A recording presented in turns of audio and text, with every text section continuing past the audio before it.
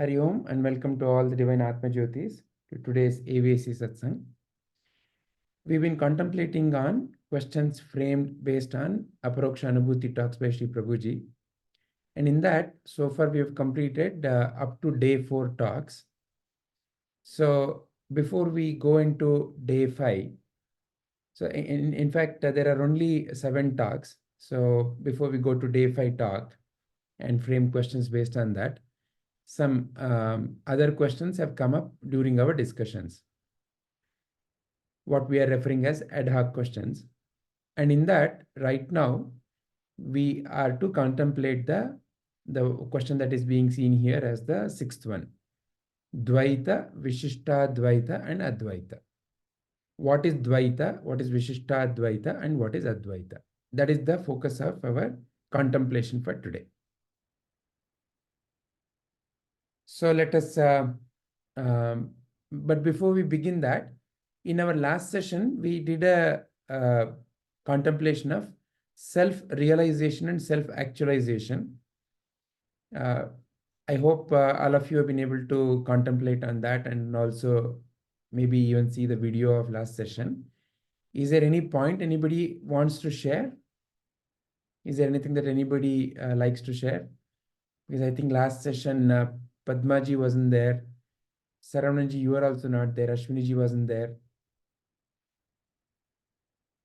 Is there anything that any one of you wants to share on the question number 5? Difference between realization and actualization. Sir, I couldn't watch the recording yesterday, so I'll get back to you on in the group on that. Okay, all right, sure. Yeah. Okay, so then let us jump into today's question. Dvaita, Vishistadvaita and Advaita. So who would like to begin?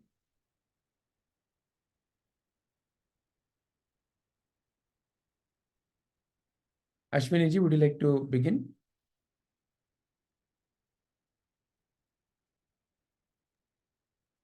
I don't know much, so I'll give it a shot.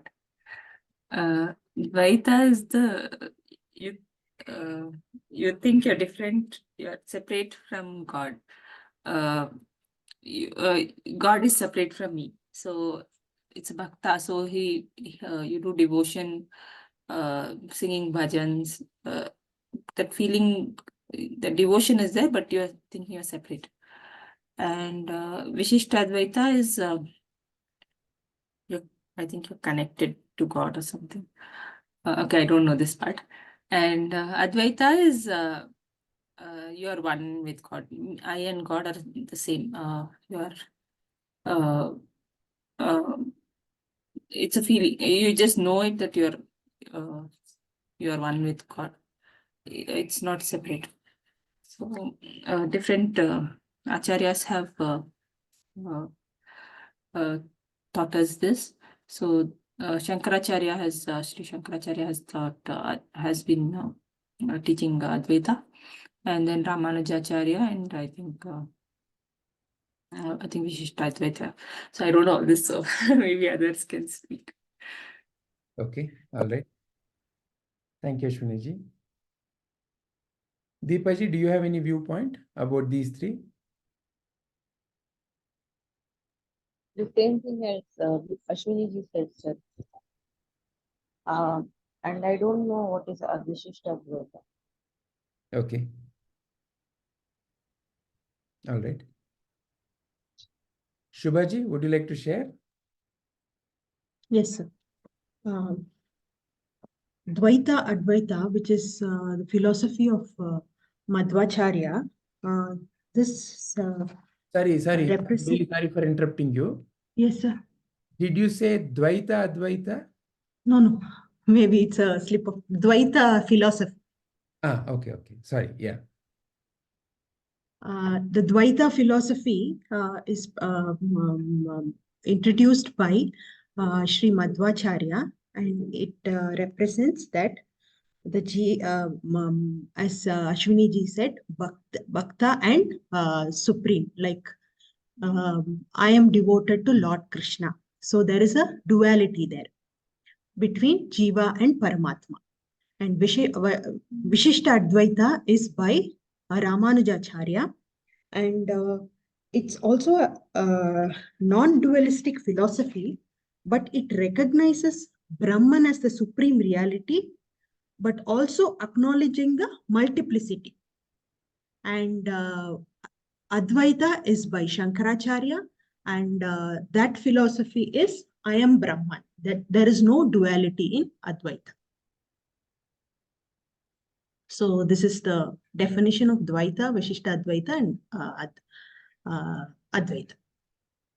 Okay. Thank you, Shubhaji. Thank you, sir. Saravananji, would you like to share? Yeah.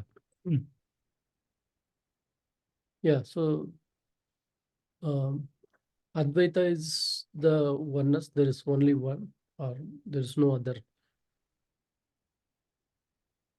And Dvaita recognizes that there is a creator and creation, or Jivatma and Paramatma are separate. And the goal of the seeker, Jivatma, is to attain the abode of God.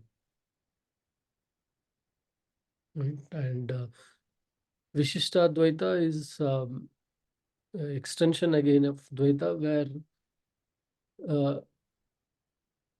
after reaching the abode of God, you and you become one, you surrender to Him and become one with Him. So, yeah. So so in your opinion, are they exclusive, meaning one is not compatible with the other, and how do you see that? Which all the three? Yeah, the three, yeah. Yeah, so at I think at different understanding levels, it does help for someone like who cannot see becoming like me and God becoming or like being one, right? You start with you start with this that I am the dasa and he is the supreme, right? The and going by the path of bhakti, right?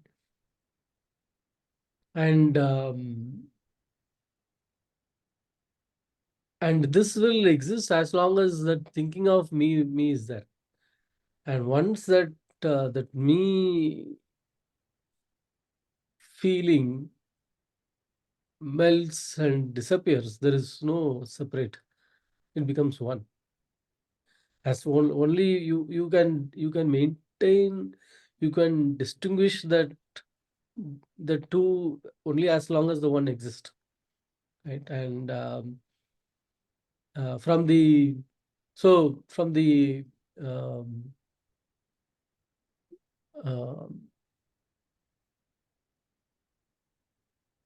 how do we say from living,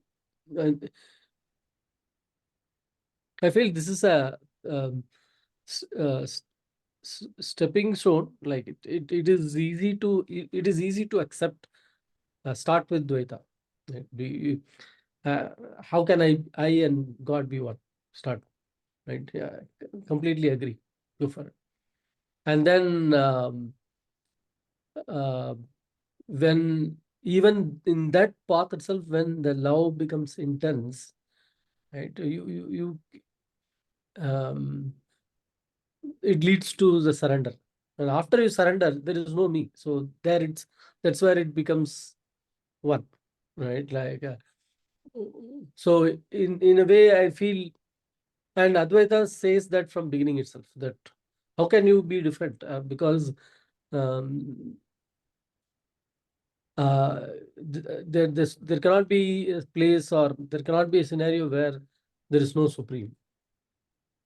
Right? So at the ultimately, like at the end, they all become one. I feel it's just that at different stage, they are different stages. And they all take to the same goal. So there is no need to hold one philosophy strong and say this is right. At the end, it becomes one. That's my view. Yeah, thank Very you. much. Padmaji?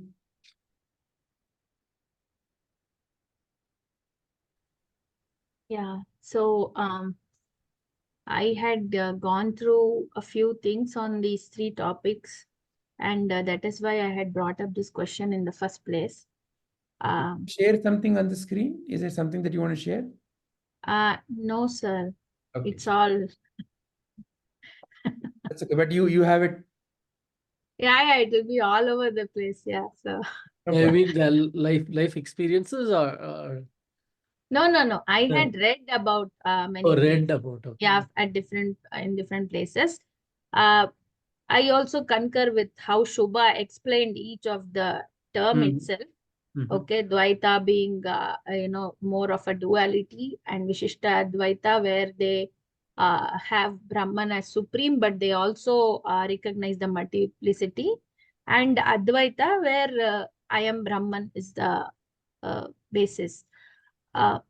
However, upon reading, what I didn't understand was how is Dvaita and Vishishta Advaita different from one another? Because I felt that basically they have the same stance, right? That the Supreme is not someone who is me or I'm separate. That is the beginning point.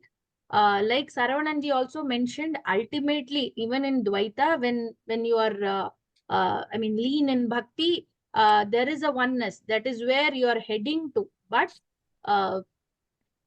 they are not recognizing like I am Brahman. That is not their stance.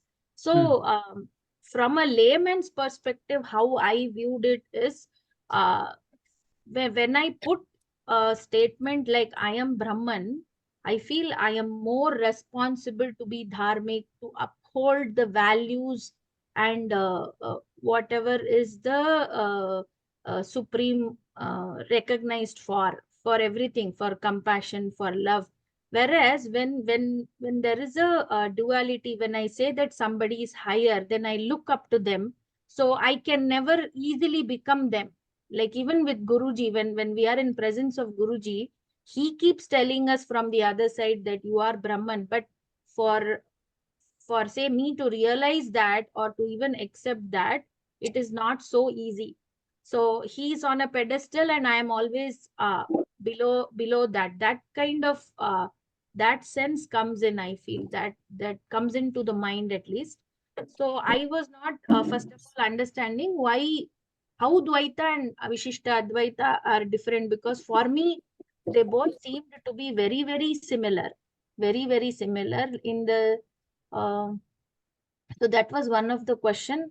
Also, upon reading, I also found out that while each of them are able to speak about what they follow very convincingly, the other things they are not able to say much, because uh, one of the point of understanding is I have gone deeply only into this, so I can only speak for this, was the stance that I got from whatever I read about. So that was another reason why I got this here, because for us also we are always talking only about Advaita. So for us to even speak about Dvaita or Vishishta Advaita, we need more research or more material. So that is where I came up with this question itself. All right, Padmaji. So let me share some slide and then we can talk through that. Yeah. Also, sir, like before we came into this class, I like at least for me, I think I was also more from that Dvaita perspective only, right? Where you where I believed that I am separate from Lord. He is someone who is very who is revered by everyone. So he's on a worshipable place, and that is how it began for me. So I think we do touch upon those areas also, even if whenever we arrive wherever it is. Maybe some people just continue on the Dvaita itself and attain whatever they have to attain. But for us, for me at least, the path changed to Advaita now. So and currently also I feel even after coming into Advaita, I do those kind of some, I mean, there are some rituals or whatever I have been following as part of my day-to-day activities. So I feel there when I do all those rituals and where I have an altar in my house, I feel uh, I still have a little bit of that Dvaita thing within me by which I am performing those things as rituals. Yeah. All right. So let's understand this a little more, from our Gita perspective itself. It will be very easy. So this is from Jnana Karma Sannyasa Yoga. All of you know this. Ye yatha mam prapadyante tams tathaiva bhajamyaham mama vartmanuvartante manushya partha sarvashah. So Shri Krishna is saying, in whatever way people surrender unto me, I reciprocate accordingly. Everyone follows my path, knowingly or unknowingly. So there are a couple of things here. One is, I reciprocate. I reciprocate to what? I reciprocate according to their own guna dharma, their own way of connecting with me, their own way of creating the relationship with me. As a one very simple example, your child relates to you as a mother or as a father, whereas your husband or wife relates to you or as a husband or as a wife. You are the same. However, when you're dealing with your child, you deal with your child as a mother or father, with your husband or wife as a husband or wife. There is no confusion there. You don't suddenly start thinking, oh, what is this? I'm appearing in different ways. You are able to very effortlessly, very seamlessly switch. With your friend, you are a friend. With your neighbor, you are a neighbor. With your employee, you are a boss. So on and so forth, right? So this is very natural. And how are you relating to each of the situation? Depending upon how they are relating to you and how your own interpretation of my relationship to them. Is it not? In other words, if I ask you the simple question, look, there is a mountain top. In how many different ways you can reach the mountain top? It all depends upon, how many different ways you are able to see. Is there really one single way? Are there only few ways? No. In fact, if you really think about it a little deeply, there are infinite ways. There are so many ways. You can up like this, go like this, fly like this, drop like this, so many permutations, combinations, right? So there are infinite ways. And in that sense, in terms of the sadhana, when we are in the path of realization of the truth, broadly, we are seeing the 4 kinds of sadhana margas, right? There is dana, kriya, bhakti, and karma. If you look at it in terms of the sadhana, there is, in one sense, jnana, the way it indicates, is that you contemplate and you come to the clarity. Now, when you're contemplating on certain questions, right? You're contemplating to understand certain answers, and the answers are in front of you in some cases, like Mahavakyas. Mahavakya says, Aham Brahmasmi. Mahavakya says, Sarvam Khalvidam Brahma. So like that, the Mahavakya is there. So in the contemplation, you are now looking at the Mahavakya. Mahavakya is like the destination. See, who uttered the Mahavakya? Someone who reached the summit, saw from the summit, oh my God, it is such a beautiful thing. I used to see when I'm down, I used to see only one house. I'm somehow suddenly I'm able to see 100 houses. And from the top, all the 100 houses look, as an example, I'm just saying, look circular. Okay, somebody comes and comes from the top of the mountain and says that all the houses are circular. You and I may not be able to relate to it. Why? We are inside the house. We are only seeing from bottom. And you and I are probably are able to see only square wall, rectangular wall. If we keep on arguing, no, it is not possible. Houses are not circular. The one who has reached the summit may say, come, I'll take you. So when you're walking up with that particular individual, you may start seeing, okay, still it is circle, square, rectangle, and as you start going, maybe you start seeing certain houses in cylindrical form.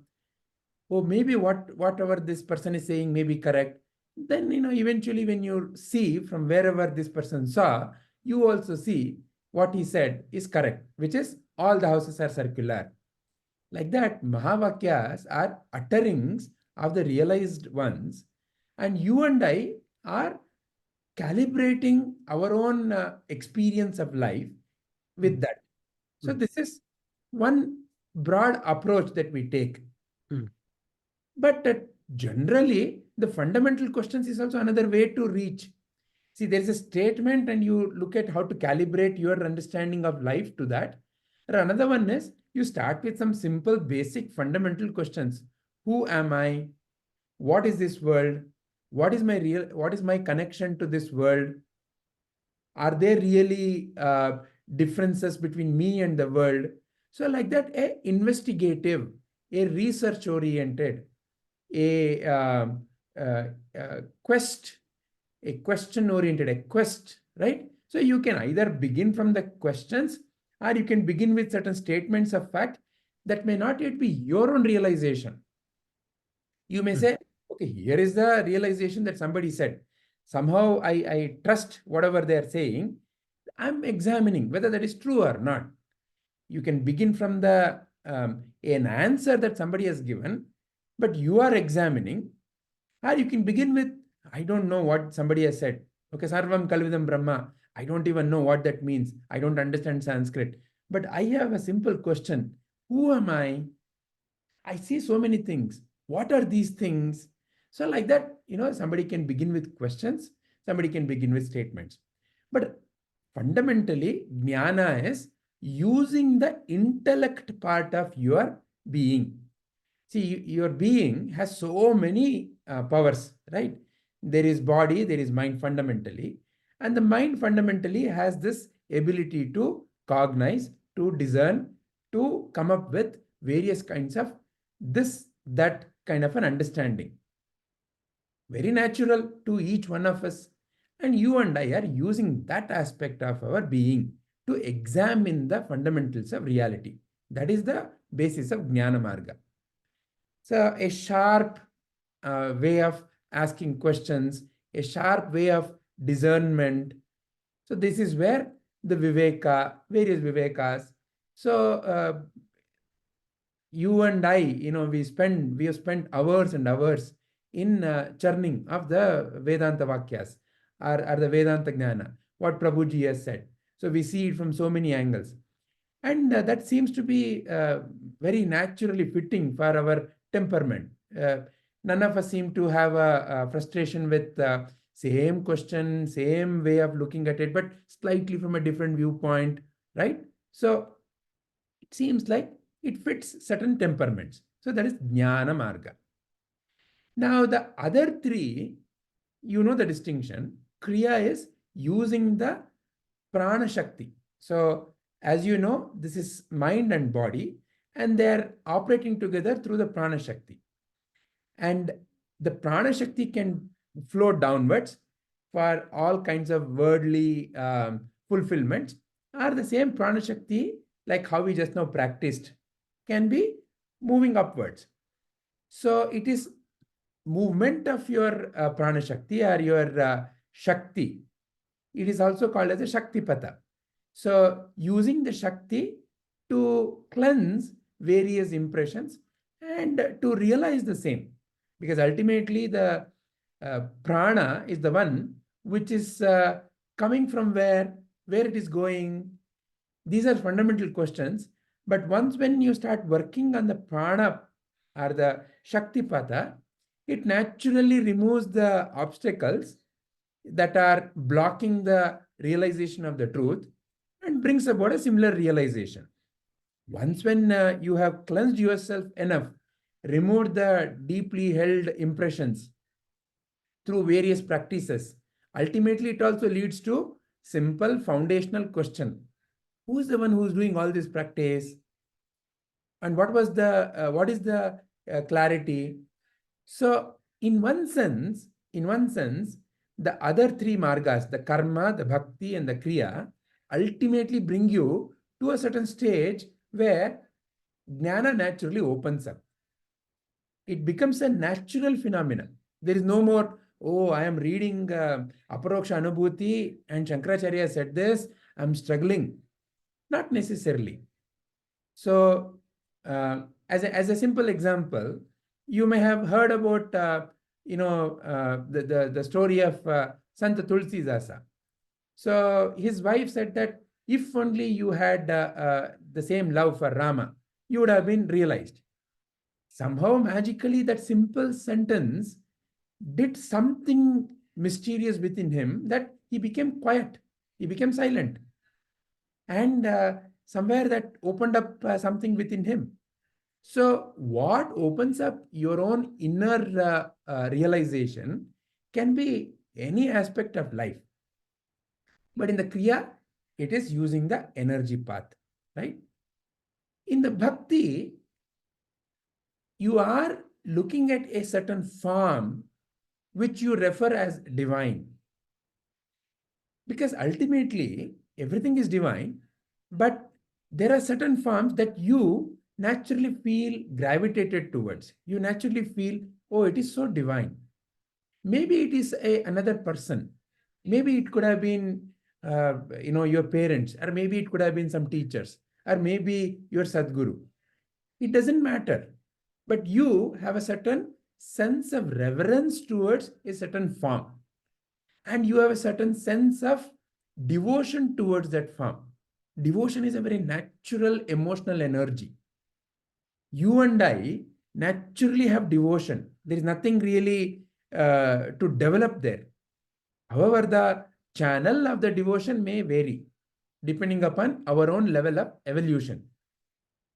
The devotion could be towards chocolate, devotion could be towards game, devotion could be towards video game, devotion could be towards reading books, devotion could be towards a boy or girl, devotion could be towards money, devotion could be towards position.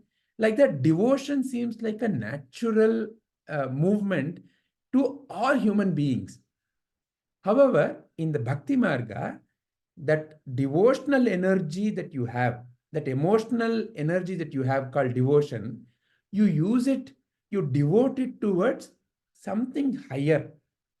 And that higher, there are different names given by different masters in different places and times. Some may have called it as Rama, some may have called it as Krishna, some may have called it as Ishvara, some have called it as Allah, some have called it as the Holy Father. Name is a coincidental factor depending upon the time and circumstances. But something that all of these can agree is something unknown, something mysterious, something higher. Higher than what? Higher than my own existence in terms of a body and mind.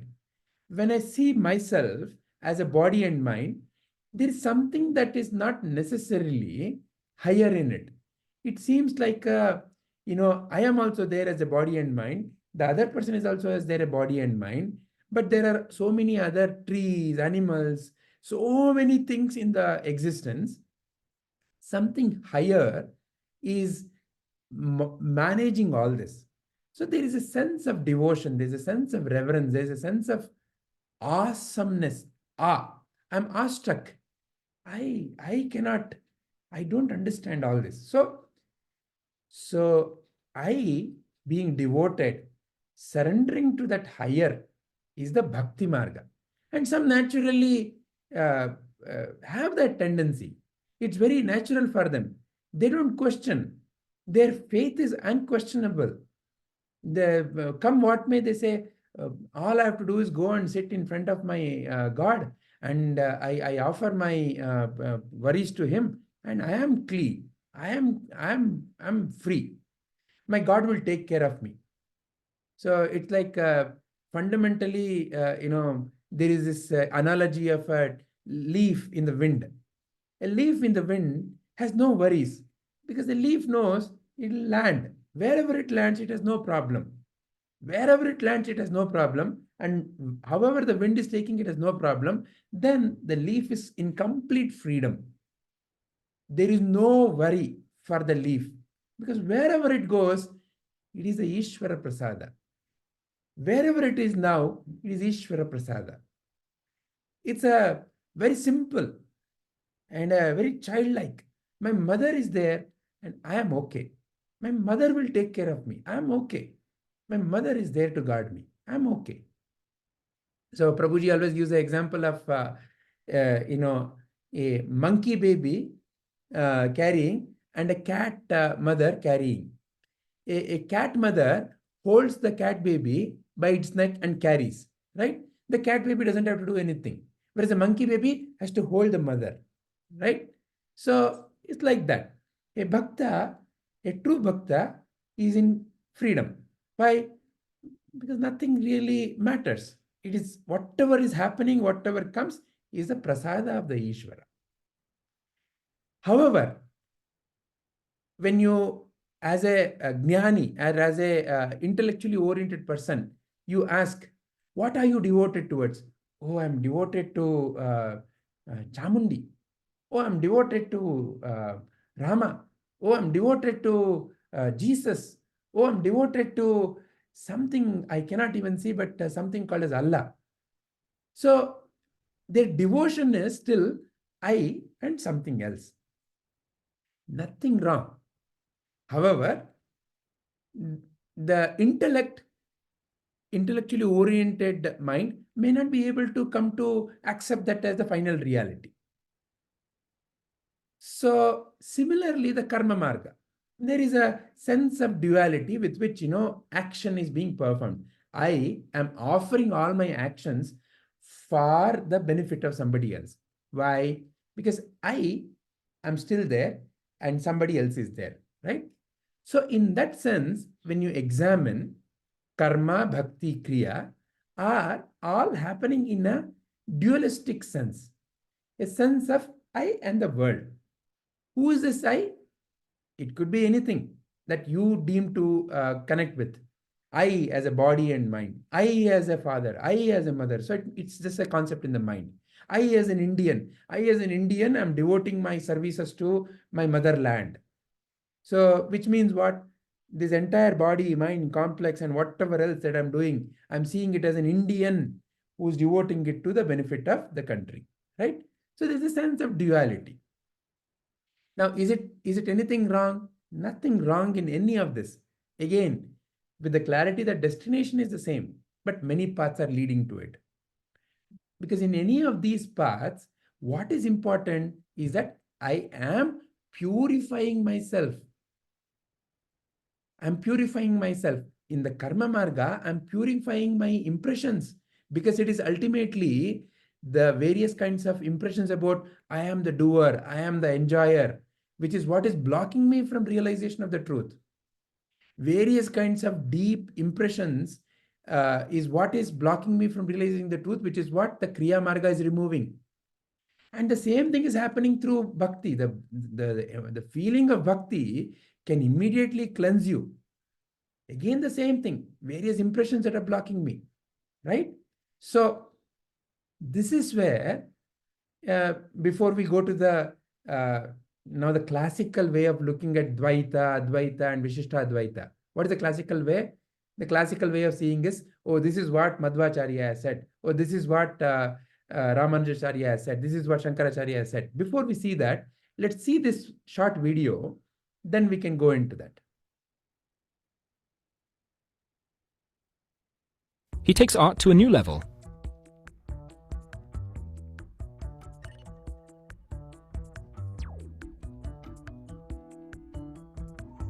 Everyone knows this from their childhood, when images were created with light and shadow. But Kuranushi's images are out of this world.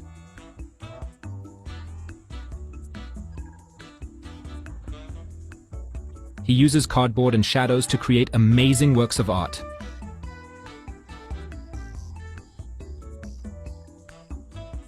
The Japanese artist is being celebrated on social media. With just a few videos, he has already reached hundreds of millions of views.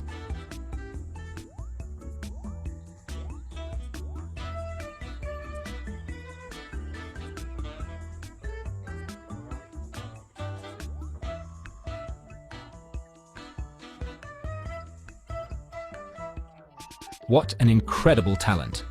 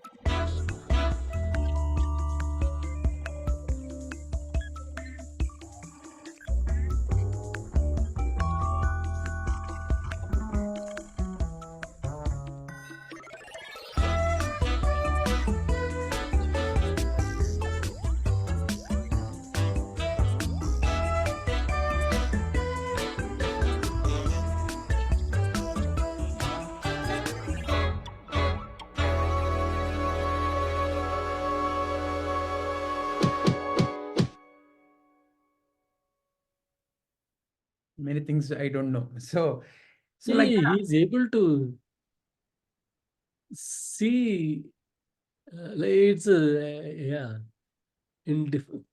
He has multi-view capability. yeah. So you see, Because both the views make sense, right? absolutely, no. From this yeah. side, it is one complete picture. From this side is also one complete picture. But So And he connected it, the shipwreck and the pirate huh, of the Caribbean movie. Yeah. and in that the Harry Potter thing. Ah, When Harry Potter came, it was that wizard flying in yeah. the right? Owl and all that. Yeah. Yes, he connected it very well. Yeah, Wow. yeah. So perspectives. we have this picture also, right? This picture we keep seeing. Yeah, perspective. All about perspectives, right? Where is that picture?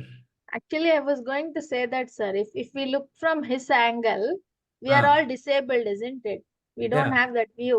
I was just thinking about Preeti, what she said Yeah, about yeah. disability. Yeah. Correct. You see? So it's the same object, but depending on from which viewpoint you are seeing, it may appear like a circle, it may appear like a square. Correct. But the reality is, it is composition of both, right? It is not any one. So now, like that, coming back to our discussion, now, we saw what we saw. So now, this is essentially the statement with which, we can begin our next part of the discussion. Ekam sat vipraha bahudha vadanti. It all depends upon who's talking to who. So, for example, when somebody went to Buddha and said, he's a very ardent believer in God. He went to Buddha and said, is there God? Buddha said, no, there is no God. And he went back confused. And all his disciples thought, okay, Buddha has said, now there is no more God. The very evening, another ardent disbeliever in God came and he asked the same question. Buddha said, yeah, there is divine energy, there is God. Now people are mighty confused. Buddha, in the morning only you said this, in the evening you're saying this. So the point is, why Buddha says what he says is, it is not because he wants to appease the world. He wants to address the fundamental block that that particular sadhaka has. The block that you have, the block that I have, is what the master wants to remove. Master has no concern about what the world thinks of him or her. Master's concern is only with you and me. So therefore, in that sense of looking at it, ekam sat, the truth is one. Vipraha bahuda vadanti. Depending upon their own level of evolution, the master may teach different things. Master may initially teach, do service to the world, do Bharat Mata ki seva. Why? Because rather than thinking about me, my own little mind and body, or my own little family, you do something that is best for the whole nation. So your consciousness has already expanded to be at least a Bharata Varsha consciousness. Then it will be a lot easier to break that, you're only an Indian, and to say, okay, look, you are why don't you look at the world as one family? Vasudhaiva Kutumbakam. Because fundamentally, Bharat Mata ki Seva means that only. Because the rishis have said, Bharata is not necessarily a geographical place. So like that, a master may see right way, depending upon the guna dharma vibhagasha. Krishna did not say to Arjuna, go and sit in a cave and then meditate. He said, war, this is your guna dharma. Your natural inclination is that of a kshatriya. Somebody's natural inclination may be that of a mathematician. You cannot tell them, come and sit and do painting. Somebody's natural inclination may be painting. You don't tell them, come and let's think about mathematics, right? It will not work, because the fundamental composition of the mind is with which you and I need to work. Then only it works. Especially as mothers, you know it much better. You know what is the most appealing thing to my child. You know what is the one which my husband likes. You have a very natural inclination, instinct for that. You think like that. Oh, my child doesn't like this. Child likes this. Oh, today was his birthday. I am doing his favorite food. You know it very easily. Same is the case with the realized master. So a realized master knows the tendency of the mind and prescribes the aushadha akin to the tendency of the mind. So in that sense, the three great acharyas are not necessarily teaching mutually exclusive, mutually opposing viewpoints. They're teaching something that is appropriate for the evolution of the particular seeker. Yep.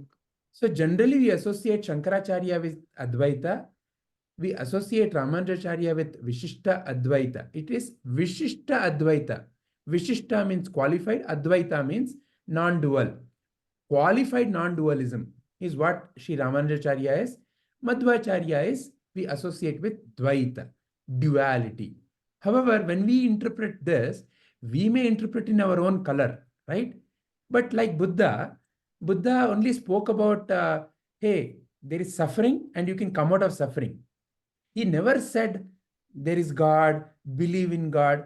He simply said, look, you are in suffering because of the wrong understanding. And that is nothing but what is there in your mind. Your mind is the cause of your suffering. Now, you can come out of that suffering. There is an end to samsara. Samsara is dukkha. He said, samsara is all about suffering. Yeah. But you can come out of samsara. That's all he said. What is after that? You experience, no? Why are you worrying about what is the taste of the mango? Eat the mango is what Buddha's viewpoint is. Eat the mango. Here is your problem. You take a knife and cut the mango. Take the knife and cut the mango. Why are you asking what's the taste of the mango? When you eat, you will know. So in that sense, a Advaita way of looking at life is I and the divine are not separate. There is no real separation. The separation is a idea in the mind. And we have examined it in so many different ways through Tattva Bodha, through Shankaracharya's Aparoksha Anubbhti. The essence that is in the tree, in the mountain, in the human body, in the animal body, is the same essence. So at an essential level, there is no separation. At an essential level, all the matter is nothing but energy only. At an essential level, this world is nothing but consciousness only. So in that sense, there is a very clear jnana way of understanding of what Shankaracharya means by I and Paramatman, I and God are the same. Because the very strict dualistic viewpoint may take offense to that. I am Brahman. Oh, here comes a very egoistic, bloated viewpoint. Yeah, that's where I feel like Advaita is, I cannot say it. If I say it, then like, I mean, you say it to Yes. understand it. it has to But be. in its essential nature, it is not an ego boosting statement of I am Brahman. It is a, oh, I am also Brahman, meaning what? There is no real separation. There is only the divine. There is nothing else. There is no two. That's why it is very difficult to explain it. There are no two. When there are no two, who is the one who is having a higher ego? Who is the one who is having So lower the ego? one who's saying I am Brahman, his point of view can be different, and the one who is listening, he may look at like, hey, this body, this person, you, right? Then it will not go. Correct. Right?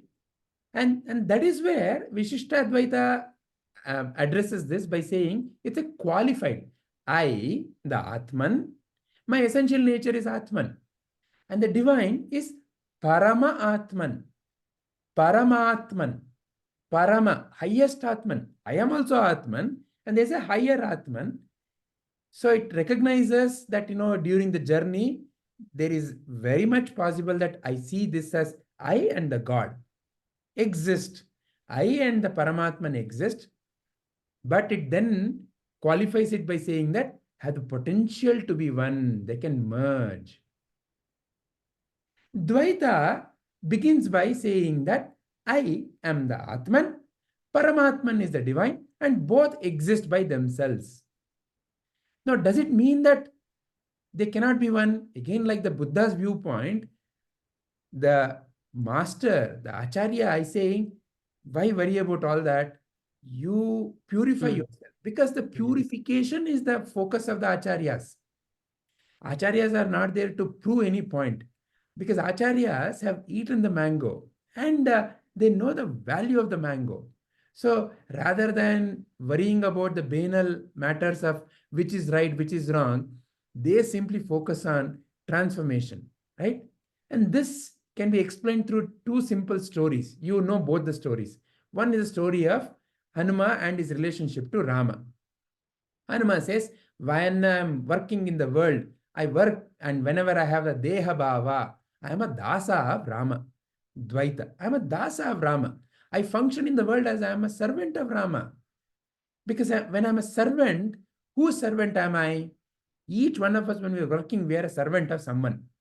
Am I a servant of money? When I'm seeking money, then I'm a servant of money, because money is the one. I am seeking money. No, money is my master then.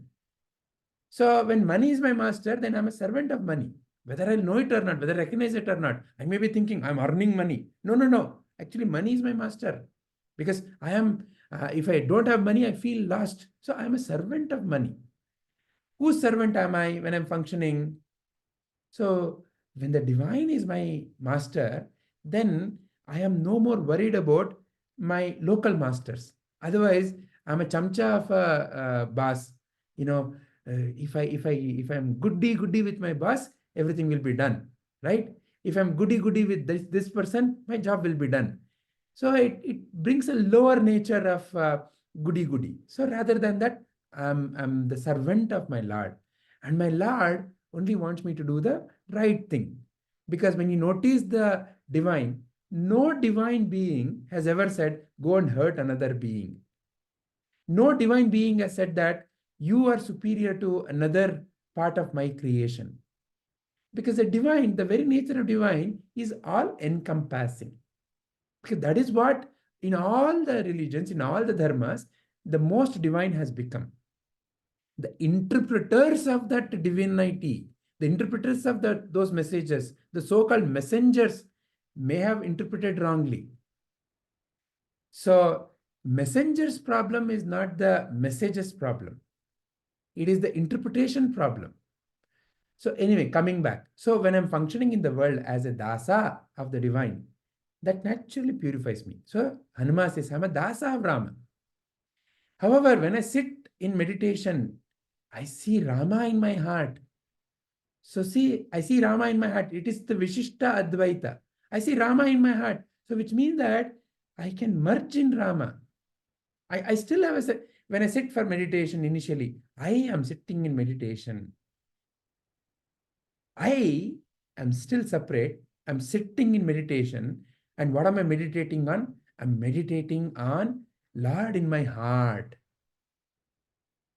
Ramana Maharshi also says, no, among the different ways of doing the dhyana where Soham dhyana, the divine is within me and I and divine are the same, is a higher dhyana. Soham. So I am that divine. The divine is not separate from me. Lord is somewhere sitting in Badrinatha, Kedarnatha. Lord is not someone sitting in Kailasha. Lord is in the seat of my heart's Kailasha. In my heart is Lord, is Vishistadvaita. Why? Then I have the potential to be one. And it is not I have to imagine like that. That is how it is. Lord is in my heart. Because if Lord is all encompassing, Lord is omnipresent, then can there be any place where Lord is not? Then Lord must be in me also. So with that simple understanding, but I am still not one with the Lord. I feel a sense of separation. No problem. So that is the beginning stage of the dhyana. So Hanuman is sitting with eyes closed. Lord is in my heart. Rama is in my heart. Shiva is in my heart. Krishna is in my heart. Sadguru is in my heart. Dakshinamurti is in my heart. And I am sitting in meditation. Advaita is, Hanuman says, when I am deep in samadhi, only Rama. He doesn't say, I am there. He says, only Rama is there. So no more I am there. So when deep in meditation, where is the sense of duality? There is only a presence. There is only a presence. In your deep sleep, where there is you and the world, but there is only a presence.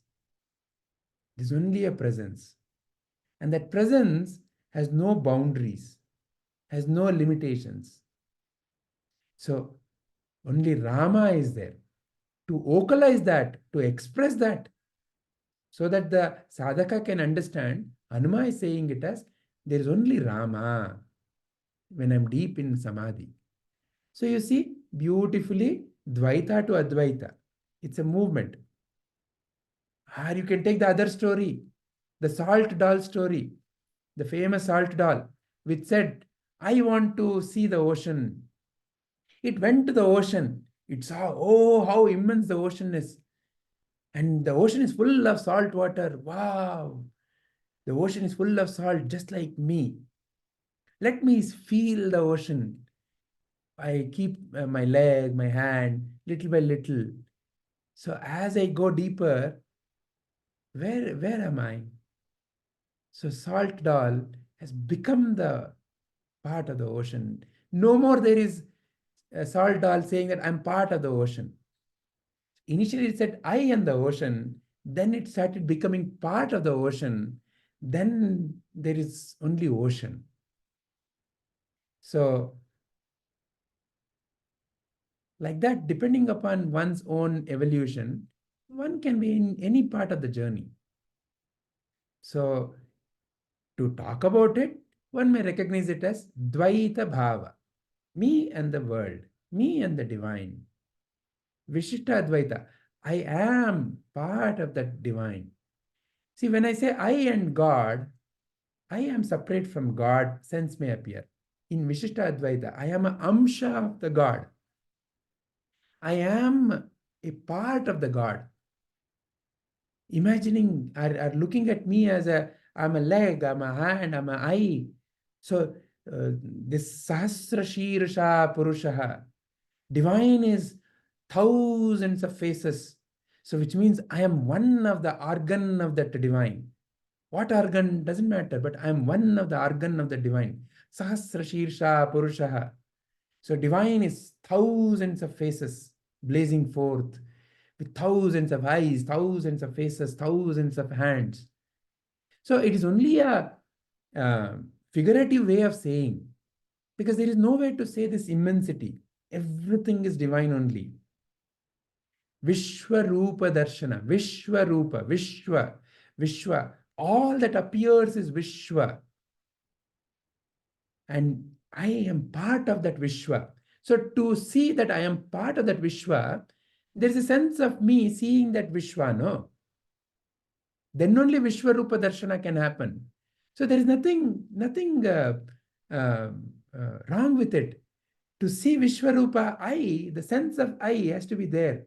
A little bit of the salt dullness has to be there for the salt doll to experience the immensity of the ocean as both ocean and nothing but the salt. That salt doll is part of the ocean. To feel part of the ocean as well as to feel separate, it's a beautiful reality. Vishwarupa Darshana, there has to be someone. Rama is in my heart. There is someone, there is some entity that is seeing Rama in the heart, seeing the divine in the heart. So that's also a beautiful experience of life. I am part of this whole. It's a very beautiful feeling. I am not separate. I am not the only, but I'm part of this. So it's a beautiful Vasudhaiva Kutumbakam. You and me and everyone is part of this family. One family, one world, one family. There's a beautiful experience. Then comes ultimate realization that there is none other. There is no other. There is no two. That's all that can be pointed at. So like that, it's simply a evolution. And depending upon my own viewpoint in that evolution, I need to keep moving.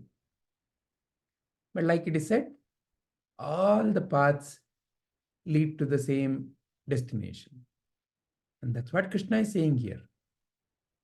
In whatever they surrender unto me, I reciprocate accordingly. I reveal myself in that way. I reveal as Jnana for a Jnani. I reveal as the supreme form for the Bhakta. So in that form, Lord reciprocates.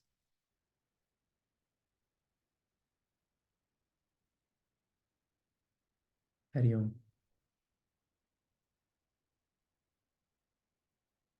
Any other points or questions on this? Even history-wise also, if we look at Shankaracharya, he was in the 7th, 8th century. Then came Ramanuja in Charya in the 10th, 11th century, and Madhvacharya in the 12th century. So probably there was a decline in the Dharma. So people, it's my understanding, people in Kali Yuga, as they say in Bhagavatam, are very forgetful. So they tend to forget the divine. So that a transition had to happen. So they didn't recognize the divine in themselves, and the dharma was on a decline. So Madhvacharya came during the 12th, 13th century to revive that bhakti movement. So in the end, it is nothing but the avatar of Krishna in the form of all these gurus. Absolutely. Depending upon the time and the circumstances, right teaching appears. That's what Krishna has also said, no? Whenever there is adharma, I will be Yada born. yada hi dharmasya. According to the circumstances, right teaching has to be given. Shubhaja, did I hear you say Madhvacharya is after Ramanujacharya? I thought before. No, first was Shankaracharya, then Ramanujacharya, then Madhvacharya. Oh, is it? In terms of the time of these three acharyas. So generally they are associated with these three acharyas, the Advaita, the Vishistadvaita, and the Dvaita. However, Advaita is much older. Shankaracharya was 788 AD to 820. Then Ramanujacharya was 1017 to 1137. Then Madhvacharya was 1238 to 1370. To be specific,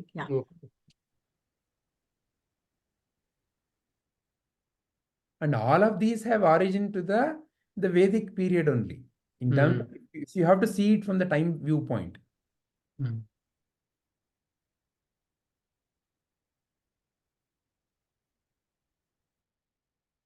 Any other viewpoints or any other questions?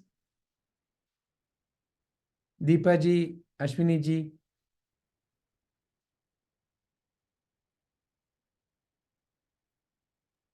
No, Vijay. Deepa ji, is it all making sense? Is it clear? Yes, sir. All right. So if it is clear, then I think coming back to our questions, these were the questions that we had identified.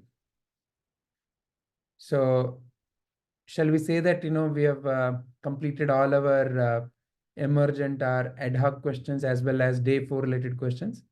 So from next session, can we say that we will go into top 5 based questions? Yeah. All right. So we'll end the contemplation here. Hari Om.